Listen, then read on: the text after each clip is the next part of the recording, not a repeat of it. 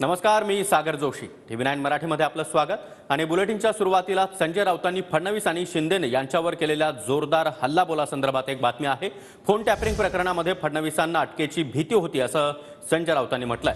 फडणवीसांनी स्वतःची अटक टाळण्यासाठी पक्ष फोडले. आपल्याला अटक होईल या भीतीनं फडणवीसांनी शिंदेंवर दबाव टाकला. फडणवीसांनी शिंदेंवर अटकेचा दबाव आणत आमदार फोडायला सांगितल्याचं देखील संजय राऊतांनी म्हटलंय. शिंदेंनी दिलेल्या मुलाखतीमध्ये केलेल्या गौप्यस्फोटानंतर संजय राऊत यांनी आता हे गंभीर आरोप केले. उद्धव जी की सरकार फडणवीस को अरेस्ट कर रही थी. ये कौन?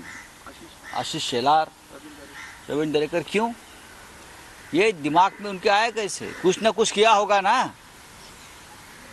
बिना वजह कोई किसी को अरेस्ट करता है क्या? सबसे पहले फडणवीस अपराधी थे इलीगल फोन टैपिंग में. इलीगल फोन टैपिंग का मामला चल रहा था, जांच चल रही थी. उनके मन में डर था की मुझे अरेस्ट किया जाएगा. मला अटक होईल या भयातून त्यांनी शिंदेंवर दबाव आणला आणि शिंदेना अटकेची भीती दाखवली. हो की नाही विचारा. एकनाथ शिंदेने सांगावं त्यांना मोदी सरकार का अटक करणार होतं. डरपोक लोक आहेत ते, म्हणून त्यांनी पक्ष फोडले स्वतःची अटक टाळण्यासाठी. स्वतःचा बचाव करण्यासाठी त्यांनी शिवसेना आणि राष्ट्रवादी काँग्रेस पक्ष फोडले आणि उद्धव ठाकरेंचं सरकार पाडलं. नाहीतर यांच्यावरती गुन्हे दाखल होते आणि हे गुन्हे अटक व्हावी अशा प्रकारचे होते. गिरीश महाजन यांच्यावरचे गुन्हे पहा तुम्ही काय आहेत ते. केंद्रातलं सरकार 100% बदलत आहे.